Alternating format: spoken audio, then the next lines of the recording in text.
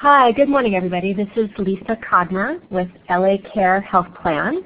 Thank you so much for inviting us to participate today. I am also here with my colleague Eddie Kayak, who's going to be speaking more directly to the issue about how people who are enrolled in Medi-Cal managed care plans get the assistive technology they need and the durable medical equipment they need.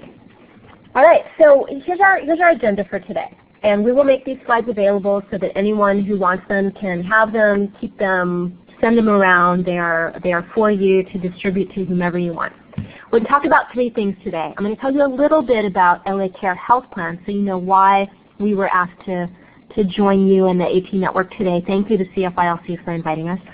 We'll talk a tiny bit about how healthcare is changing in California, how it's already changed, how it's going to change for older adults and for people with disabilities. And then specifically, like I said, Eddie's going to talk very practically about how your clients, consumers, constituents get the stuff they need now that they're enrolled in a health plan or if they're going to enroll in a health plan.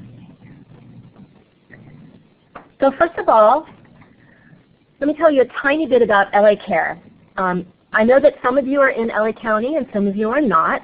We are a public agency serving Los Angeles County. We were created 15 years ago by legislation to serve the Medi-Cal population through a managed care plan. We are an HMO, we are a health plan, we are a managed care plan. All those phrases are interchangeable, and you will hear people use one or the other, but they all mean the same thing.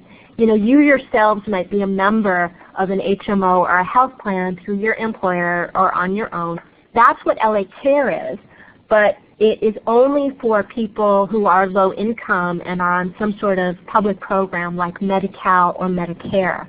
We're the largest health plan of this kind in the country. We have more than 1 million members right now. And it's a health plan that has a mission. And in the LA Care mission statement, it says that we're dedicated to helping low-income people get the health care that they're entitled to and that they deserve. So that's where we're coming from. If you're in different counties, you may have a health plan in your county that's similar to LA Care. There are 8 health plans like LA Care around the state of California. Or you may have a different model of Medi-Cal managed care in your county, or you may not have any at all. Depending on your county will determine whether or not you'll be working with health plans or not, and that's something you'll have to figure out as you progress. This is just a quick snapshot of the members that LA Care has right now, and you'll see that down at the bottom right box, you'll see that we have over 1 million members, and some of them are children that are covered by a program called Healthy Families or Healthy Kids, but mostly the top most number in the right column, that's 650,000, those are our members who have Medi-Cal. And that's quite a few. It's quite a few people, as you can imagine. So we have a lot of experience working with the Medi-Cal program.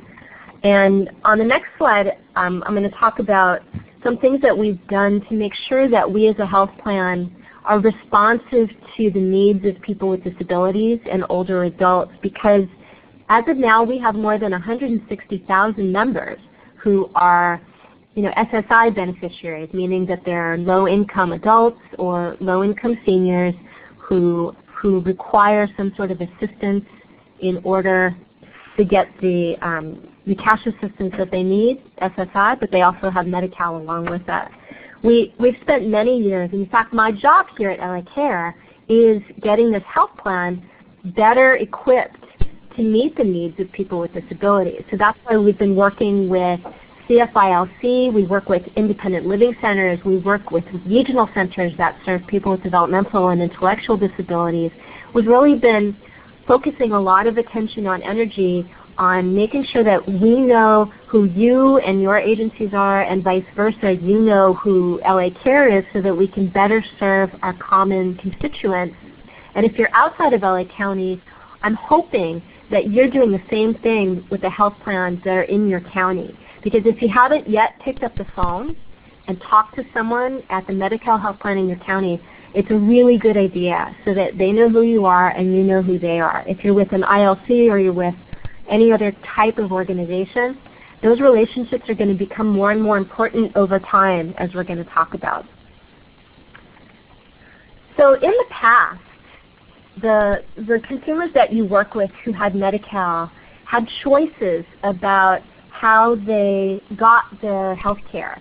They either, on the left, they got their health care through the regular Medi-Cal system. You know, some people call it straight Medi-Cal or regular Medi-Cal, or sometimes you'll hear it called fee-for-service Medi-Cal. That meant that people just had to find any doctor or specialist that would take Medi-Cal and just went to wherever they could find those doctors. Or people had the choice of joining on the right. They had the choice of joining a Medi-Cal health plan, which, as I mentioned, is also known as an HMO or a managed care plan. And the difference between those two systems is that once someone joins a health plan, they go to the HMO's doctors, they go to the hospitals that the HMO contracts with, and most importantly for our conversation today, they use the medical equipment providers that the health plan is contracted with. So that's an important change for people who go from those straight Medi-Cal programs into a managed care program. Now, around the state, this started June of last year, and I'm sure most of you are familiar with this, but just in case some people don't have all of the facts, I wanted to make sure we address it. Starting in June of 2011, the state required almost everybody with Medi-Cal to join a health plan. Not people who have Medi-Cal and Medicare, but people who have only Medi-Cal.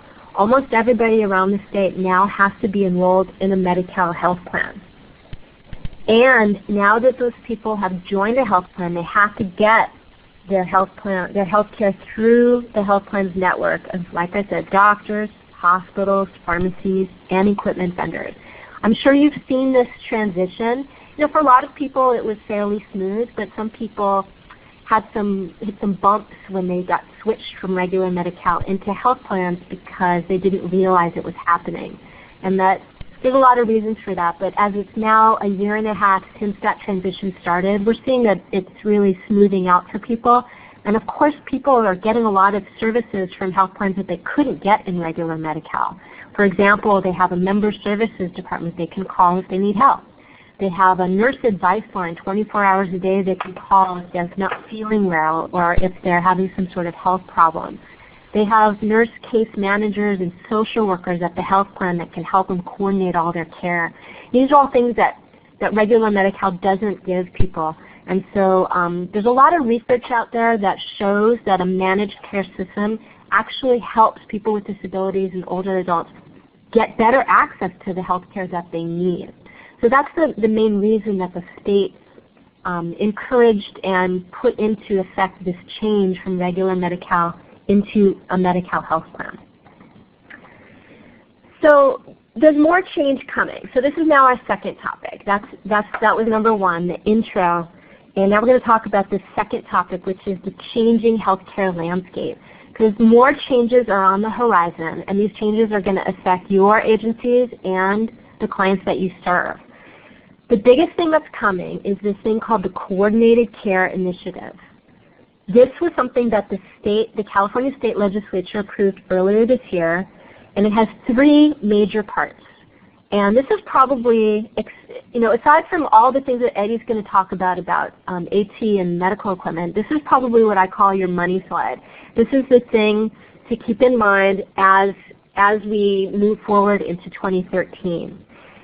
The state is planning to do these three things. Number one, they're going to move certain Medi-Cal benefits into what health plans cover, even though the health plans don't cover it right now. And these are benefits that are referred to as long-term services and support. And I'll talk a little bit more about that on the next slide.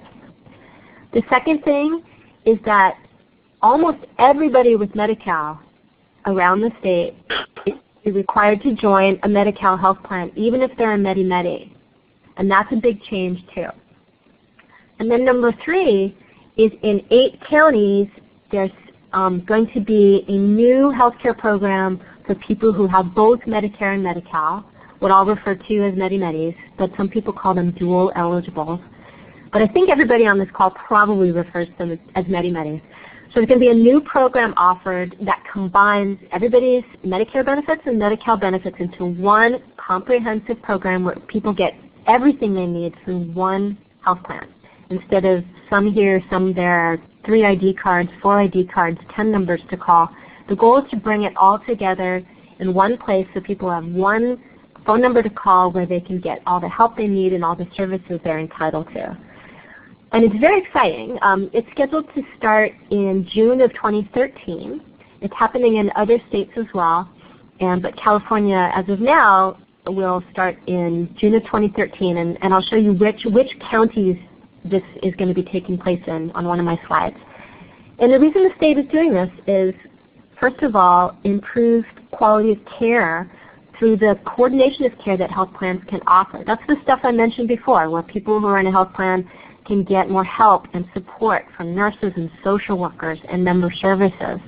And the second is that it's a much more effective system and cost-effective system, because instead of people's care being all fragmented, it's all together, and it does end up controlling costs over the long run, which is better for everybody. It's healthier for individuals and for the system. So this initiative will be in these 8 counties. And I'm looking at who's participating. I'm seeing the participants list, and I see that there are people who, many people participating who are from these 8 counties where these changes are going to take place. And at the bottom I say that it's to start no sooner than March of 2013. That's what the state says, but it might start a little bit later. We're all looking around here, all of us here at LA Care, kind of smiling, saying, well, the state says it's going to happen in March, but it's very likely it will be delayed. But it's something to keep tabs on, because it will, as I said, it will affect your constituents. I'm going to continue now. I see that a hand is raised, but we're gonna wait a little bit for a question. The question is whether it's happening in Sacramento County. As of now, Sacramento County is not one of the 8 counties that was approved for this. So the 8 counties where it's happening are the ones listed on this slide. And if you want to keep track of this, there's a website that's called calduals.org. It's C-A-L, as in California, C-A-L-D-U-A-L-S, calduals.org. Everything I'm talking about now is posted on that website, the counties that are involved, how it's going to affect people, all the different stakeholder workers that are going on, all on that website that the state is managing. I really encourage you to look at it and participate in some of the stakeholder work groups which are open to the public. Any of you can call in, participate, let your concerns and ideas be known to the state of California. So what will this mean for your constituents? It means that in those 8 counties, most people who are Medi-Medis will have to join a Medi-Cal health plan. Remember, people who have Medi-Cal only already had to join a health plan, but the Medi-Medis will now have to join just for their Medi-Cal benefits. Or people who are Medi-Medis can join the new program that's for people who have both Medi-Cal and Medicare. And then lastly, everybody who has Medi-Cal in those counties will get these 4 services that are listed here. They'll get them through their health plan instead of through regular Medi-Cal. So I'm not going to go into too much detail about this because this is supposed to be a call about AT and medical equipment. But it's just important for you to keep track of. And as I say on the next slide, there's a concern statewide about IHSS moving into what health plans cover. But just so you know that IHSS essentially is not going to change. And I know a lot of your clients are IHSS consumers. Some of you may be IHSS consumers. People's IHSS is basically going to stay unchanged, and if people are starting to worry about it or panic about it, it's a really important message to communicate that counties will still manage the IHSS program the way they do today. Consumers still choose who their IHSS workers are. Health plans can't change the number of hours people get, and there's an opportunity to share information about who gets IHSS, but essentially it's going to stay the way it is, And if you're hearing that people are concerned, do not, please communicate the facts and the truth to them, which are posted also at thecaldual.org. And thank you, Rosemary, for putting that link up there for everybody to see. So we're now going to move into the specific part of the presentation that talks about AT. But before I turn it over to Eddie, there's one thing I really want to remind you guys of, which is the term AT is completely unfamiliar to people who work at health plans. It's not a term we use. It's not a term we're familiar with. Most people at every health plan who I know around the state and around the country, they don't know that term AT. So if you guys call yourself the AT network, you deal with assistive technology, but when you start talking and working with health plans, you're going to have to explain what that means, because it's just not part of our vocabulary. When you explain it and you say, well, AT is this and AT is that, then you're going to see people say, oh, well, of course, we cover some of that, and that's in the benefit package, and we have ways of getting people and assessing people for what they need. So that will happen. But if you just, if you start by saying, I want to talk to you about AT, you're going to get question marks, you're going to get blank stares, okay? So just wanted to make that clear from the get-go. So now I'm going to turn this over to Eddie, who's the director of our Provider Network Operations Department, which essentially means Eddie's in charge of making sure that we have all the right doctors in the health plan network, the right hospitals, enough pharmacies, enough medical equipment vendors, enough seating clinics, enough wheelchair repair vendors, any kind of healthcare provider that people needs to be contracted with a health plan, and Eddie's in charge of building that network and maintaining it and making sure that the components of that meet the needs of the people who are enrolled in our health plan. So what he's going to talk about is much more general than just how members of LA Care get what they need. It's really for people who are enrolled in health plans. So you can apply what he's saying to the health plans that you work with in your own county. So now I'm going to turn it over to my colleague, Eddie Caius. Thank you, Lisa. Hello, everyone, and good morning. I don't want to spend too much time, but I do want to make sure that you get the information that you would find most helpful. As Lisa mentioned, the terminology used at the health plan, we normally call the AT that you're more familiar with, we normally bundle it under the term, and the very broad term of durable medical equipment, and we just call it DME. These are the things, and for example, these are normally under DME as the health plan understands it, and by no means is this intended to be an exhaustive list of some of the things that you might use on a daily basis or some of the technologies that you utilize. But here's an example of some of the things that we mean when we say DME, and hopefully it's close to those that you're familiar with as well. And I would like to point out that if there are some that are not listed or that we don't deal with, please send us a note or have Rosemary get us the information so that we could be sure and confirm that these in fact are part of the items that we cover. But we strongly believe that we will be able to provide the items that are indicated under the managed care benefit to get to you. Orthotics and prosthetics, obviously incontinence supplies is one of the items that we see frequently come or at least be ordered here for patients to use.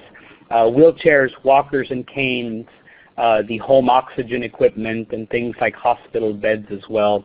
Again, this is not intended to be an exhaustive list, but it's an example of some of the things that fall under there. And we'd like, Lisa is going to field and look at some of the questions that are coming here so that we can answer them in real time, and we may do some handoffs here on some of the questions, but I think if we give more time for Q&A, it might be more beneficial to you. The way we do it here, or the way that we authorize it here, and I'm just going to see if the next slide pertains to me as well, or if it's part of Lisa's. Yes, and so some of the things Lisa's already talked about, and I've moved to the next slide here on who covers the DME for people with Medi-Cal only that do not have Medicare. And I'll just go through these bullet points, and again, if we come across your questions, we'll be happy to answer them for you. Most people with Medi-Cal only must join a Medi-Cal health plan that is part of what is being rolled out by the state. The health plan is responsible for paying the covered DME or the AT, so we are responsible to provide that for you once this becomes effective or once you enroll in a health plan.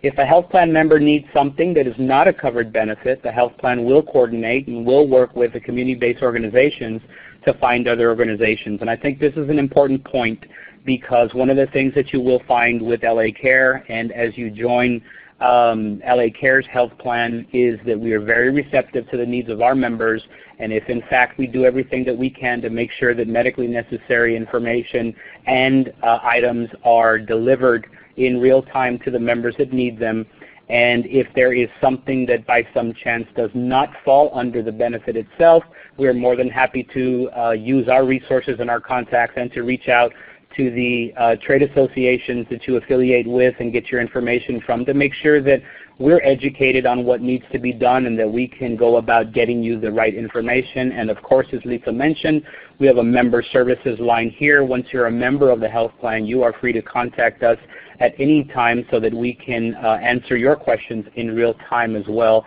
and get a health navigator that is assigned to you and will communicate with us in provider network operations to make sure that we have the right vendors and providers in our network. One more important piece on that is that we have contracted providers that provide all of the items that we just talked about. However, we understand that for some of you, maybe there is a vendor that you're more familiar with or has been servicing your needs for quite some time and they may not be part of our network. We welcome that feedback, because if it makes sense to us and we have room in our network, we're absolutely happy to include them in there so that you can continue to get the services that you use from the providers that you're used to getting them from. So we're happy to investigate that for you if that becomes a need for you. The next slide says who covers DME for people with Medi-Cal and Medicare, or the dual eligibles, as you will hear the health plans say, and or Medi-Medis.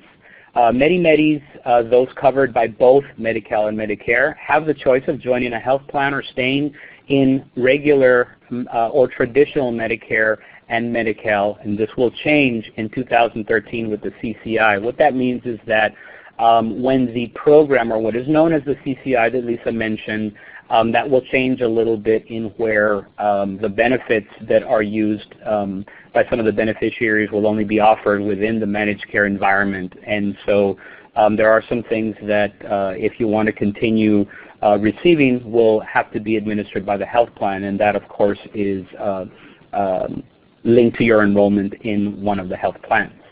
If a Medi-Medi joins a Medicare health plan and the health plan is responsible to pay for that covered DME or AT.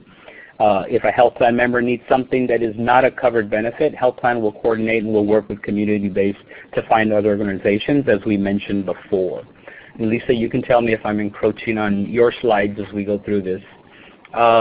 Lisa did a better job at putting, she does these presentations more often than us, and so I'm glad that she's here to save me from myself. And these slides here just kind of give you a picture. Again, there's that term DME. We mean AT as we understand it when we say that.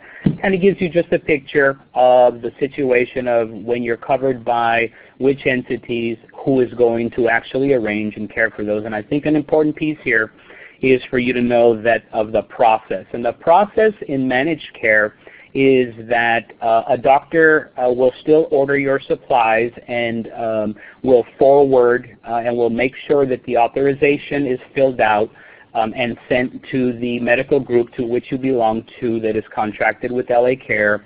That authorization will be sent in by your doctor that says our patient needs one of the following DME or AT services or items. He or she will be responsible to fill out the authorization, send it to the medical group or the health plan, depending on this chart who is actually paying for it. The health plan or your medical group will order the supply and get it to you. That is a little bit different than probably what you're used to today in fee-for-service, but I think the overarching message here is that we will hopefully get you your items even quicker if possible.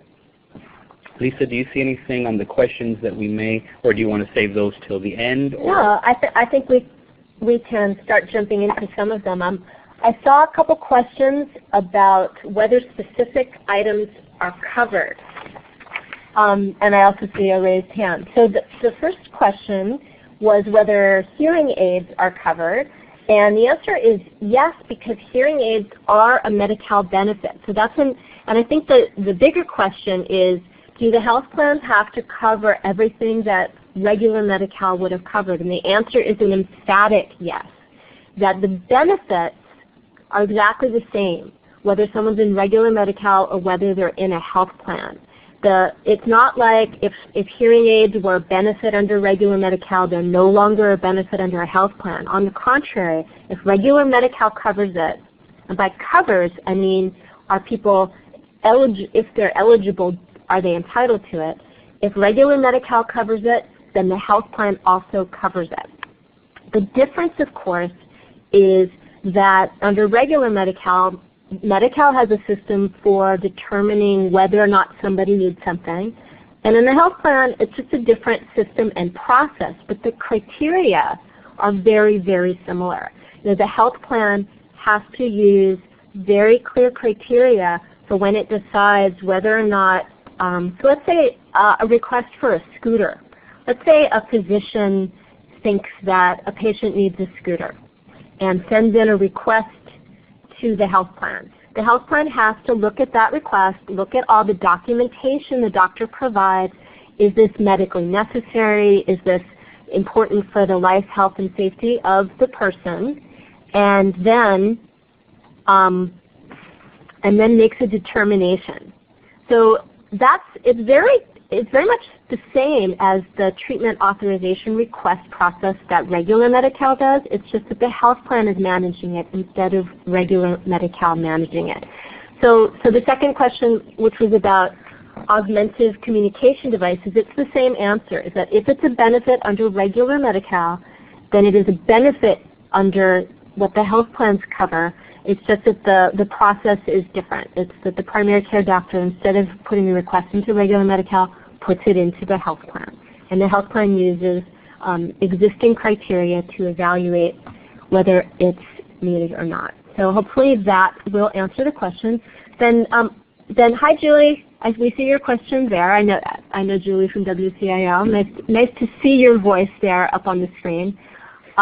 Julie asks a question that says medical groups can sometimes delay service or deny services because of medical necessity, or sometimes will deny things because they're out of network. Who governs them? So that's within Eddie's purview, so I'm going to let him take that.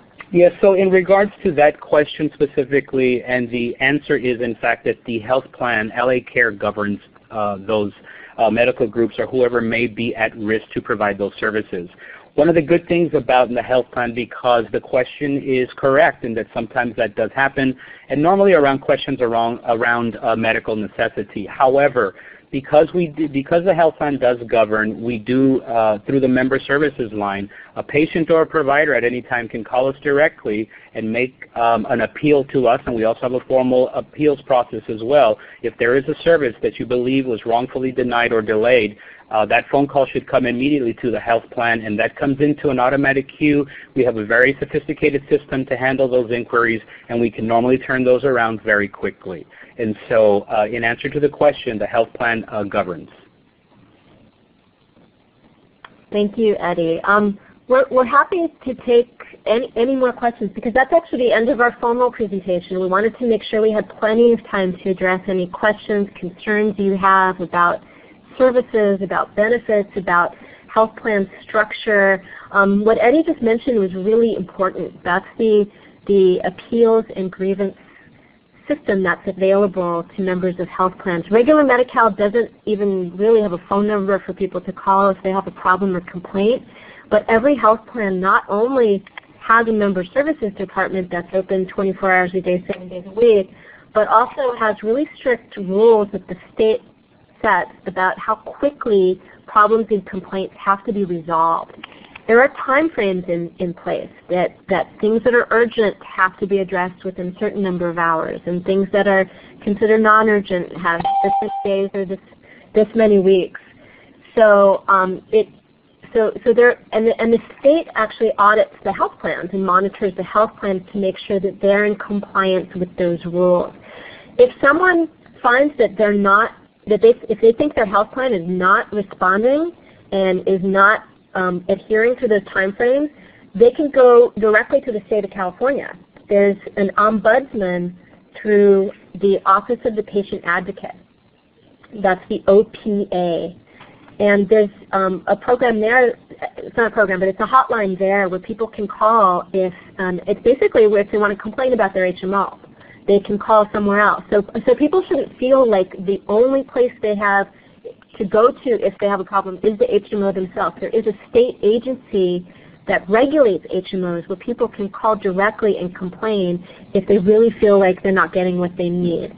So again, that's the Office of the Patient Advocate.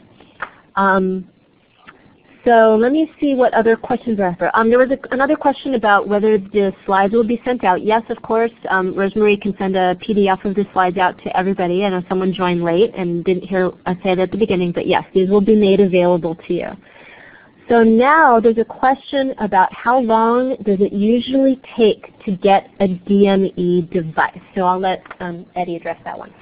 Typically the process is as soon as we can get the appropriate provider to authorize the service, as Lisa mentioned, once that authorization comes from the authorizing entity or provider of that service or item, once it arrives at the health plan, once again there are specific turnaround times as to when those must be adjudicated and the decision must be made. And normally on these items we find that they're pretty routine with the providers in that once we get the request for authorization or the medical group, once those are sent to the provider themselves, we think, at least our experience has been, that the items are being delivered within a matter of days for routine. However, if there are some items that need to be customized, for example, prosthetics, orthotics, wheelchairs, things of that nature that have to be customized, obviously those are going to take a little bit longer. There's going to be the fittings that need to be done. There's going to be the production,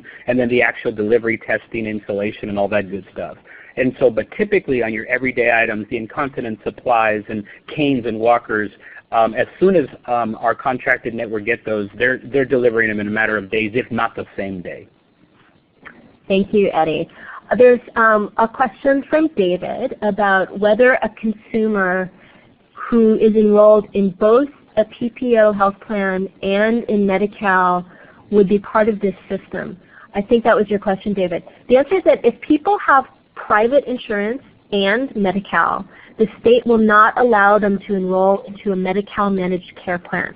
They remain in regular Medi-Cal for their Medi-Cal benefits. That being said, while the transition happened over the last year of seniors and people with disabilities into managed care, we discovered that some people who had private insurance were wrongly enrolled into health plans, and they should not have been. The state system probably had some glitch in it, or they didn't have up-to-date information. So if you know of consumers who have both private insurance and Medi-Cal, and they got enrolled into a health plan, that was an error, and they or someone on their behalf should call Healthcare Options. That's the Medi-Cal Enrollment Assistance Line. They should call Healthcare Options and let them know that a mistake was made and that they should be able to disenroll from the Medi-Cal health plan and go back to regular Medi-Cal, because that was an error. And I heard about this from lots of different areas. Some ILCs had this happen to some of their clients. Some regional centers had this happen to some children in their regional center because the child had private insurance through their parents and Medi-Cal also. And that's the advice that we gave them. The health plans do not manage the enrollment or disenrollment process in and out of Medi-Cal health plans. The state manages that process through this program called Healthcare Options.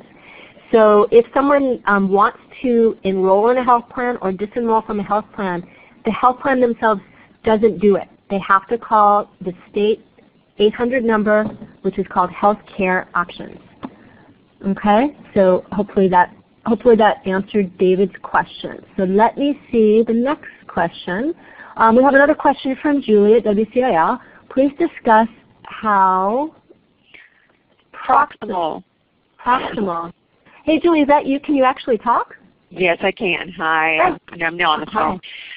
The question is, and this has to do with the Patient Bill of Rights, it is my understanding that a provider, especially a subspecialist, for example an oncologist, needs to be within 10 miles of the patient. So often I am getting referrals for the patients that I serve.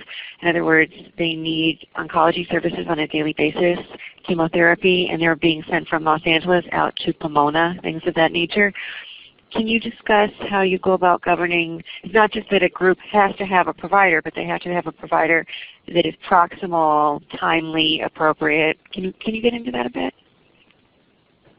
We do have, again, there are specific regulations around that we look to and strive to abide by, which do have a mile and time radius. For example, for primary care physicians, it's 10 miles or 30 minutes, and for specialists, it's normally 15 miles, and that's from the residence. There are a couple of ways to look at this, and yes, a couple of things to kind of keep in mind here is, and we find this a lot in the provider network operations, is because from our standpoint, we are happy to invite willing providers that are currently seeing members to continue to see that member, and we're happy to extend contracts. But we're finding a lot these days providers are not willing to join the managed care arena, and we can't force them to, and thus sometimes folks have to use an alternate provider. But when we do have providers that are willing, we absolutely invite them to join the network, and we even provide transportation for medically necessary visits, and so that the health plan is able to provide as well.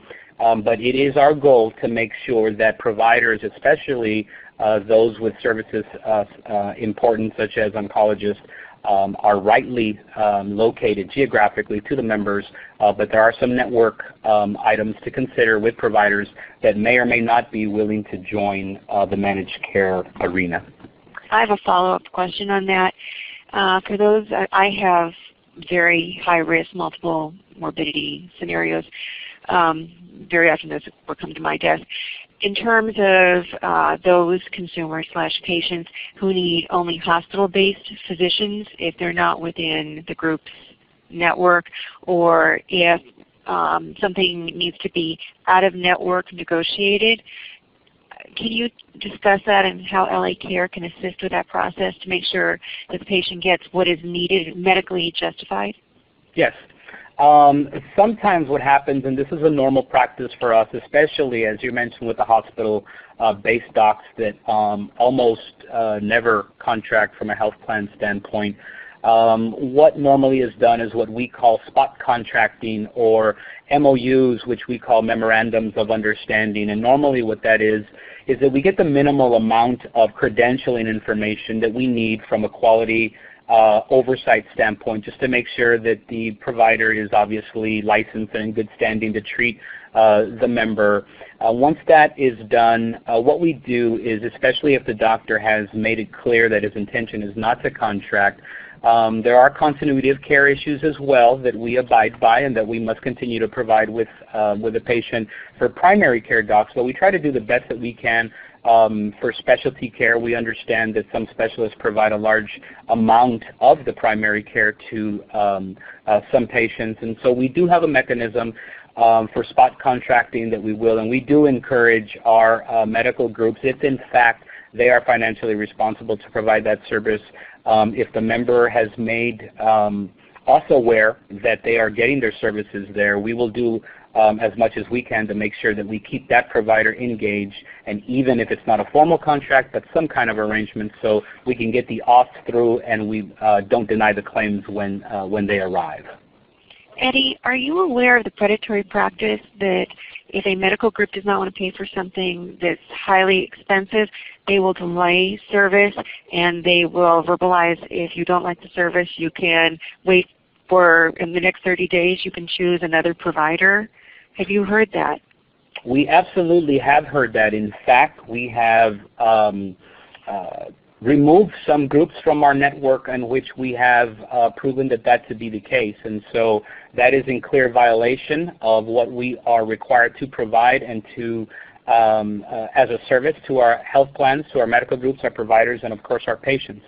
We are aware of some of those practices. We encourage all of the continuum of providers here, the member, the family, the provider themselves, to contact us if that is happening, because we have basically a pretty clear no-tolerance approach to items such as that, especially when it affects patients that absolutely need the care that they need. And so we are aware. We do have processes in place to look for that, and we absolutely welcome the information from anyone to make us aware of that, and we will absolutely look into that within a respectable turnaround time as well. Yeah, and Julie, I know you've been really helpful to us in the past, pointing out some times where there may be some things going on in our provider network that we should investigate and look into. So all of you, please follow Julie's example in your own counties, and if you find things that maybe don't seem like they're right, bring them to the attention of either the Member Services Department at the health plan, or if you have a contact at the health plan, I would contact that person directly. And when I say a contact, each health plan has designated somebody at that health plan who can be a liaison to the community, specifically around questions related to care and services for people with disabilities and seniors. So that's the California Association of Health Plans, which is a statewide association of all the HMOs in California. They did a poll, they did a survey of all the health plans, and they said, please identify who that contact person should be so that community-based organizations have an actual human being to call at your health plan if they have questions or concerns or something's not working right. So what I can do is get that list of contacts from the California Association of Health Plans, and I'll send it to Rosemary, and she can send it out to the participants of this webinar so that you know who you can contact in your counties. Now, it's always best to start with the Member Services Department because that's their job. That's what they do. They're trained. They're experienced in helping resolve problems. But if for whatever reason you feel like that's not meeting your need, you'll at least have the name and number of somebody else at that health plan to go to. And like we talked about before, if the health plan still, if you feel like they're not being responsive, you can go to the Office of the Patient Advocate. So let me move on to the next question, which was from David. The question, I think, is if someone is requesting a certain type of assistive technology or durable medical equipment, would a video of a consumer using that device help the health plan make its determination? And actually, David, it's an interesting idea. I think that would be something we'd have to ask our grievance unit because they have a team of investigators there. If a request comes in and it's ultimately denied, and someone appeals that, there's an investigation starts. It's almost like we have a team of detectives down there that starts looking into it and saying, well, who asked for this and what kind of evidence was supplied and was the decision made properly and who made the decision? It wasn't made in the time frame that is regulated.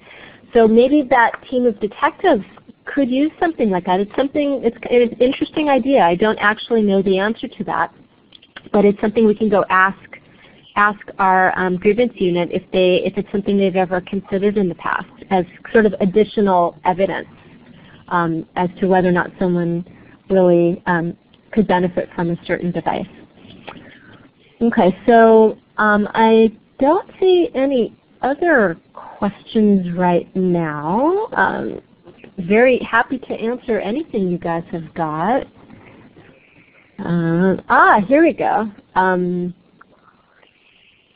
Okay, this is we have a comment from Bruce, we have a comment from Julie, and we have a comment from Sandra, but I don't see any other questions right now. And believe me, we will take the time after this to go through and read all of the comments that you guys submit. We're interested. But But right now, we're going to focus on any questions that we can address. But we do appreciate all your comments, and we will take them to heart and communicate them to the system, to our departments here, and let them know your thoughts about this kind of thing, and then the ideas that you have. Because one thing that we also have to think about is the future and where you can help us, or where you can help the health plan in your county figure this out as we go down the line. One thing I've talked about with some of the independent living centers is, you guys know how to do an AT assessment, which goes above and beyond the medical equipment, but the other AT that people might need in order to continue living independently. So how can we work with ILCs to make sure that members of the health plan can also get an AT assessment from an independent living center, because it will really help that consumer avail themselves of all the different services that are out there. So this is the kind of things that we're thinking about and the kinds of programs we're thinking about putting into place. And the same things you should be thinking about with the health plans in your own service areas. What is something that you can offer that would be mutually beneficial to you, to the health plan, and to the consumers? Okay. Okay, thank you for your comment, Sandra, about AT assessment. Are there any other questions at this time? We still have a few minutes left on the webinar. I'm really hoping that if you are not yet connected with the health plans in your counties, that you're planning on doing that very soon. I'll make sure that we do get you that contact list.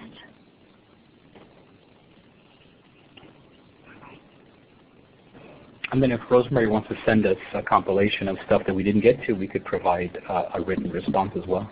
Okay. All right, well, if there are no more questions at this time, I don't know, Rosemary, if you want to do any kind of wrap up. I really want to thank you guys for inviting us to do this. I think this is just the first of many conversations to be happening over the next few months. It's probably worthwhile to have different health plans come and talk about how they operate, but essentially what Eddie talked about is the process by which people get the equipment they need. But what we also really want to focus on is what people do when they have problems or concerns. So the main phone numbers that you're going to want to keep handy are the member services phone numbers for those health plans. That's really your lifeline. For example, we even here have an email address where you can submit a question to a team of member services reps who have a lot more experience and a lot more understanding of the issues that are of most concern to older adults and people with disabilities. So if you email a question to that address, it goes to a team of 10 people, and they triage it and respond to it. I don't know if all health plans have that, but there are many ways for you to communicate with the member services departments. But you can always pick up the phone 24/7 and get someone whose job it is to help you.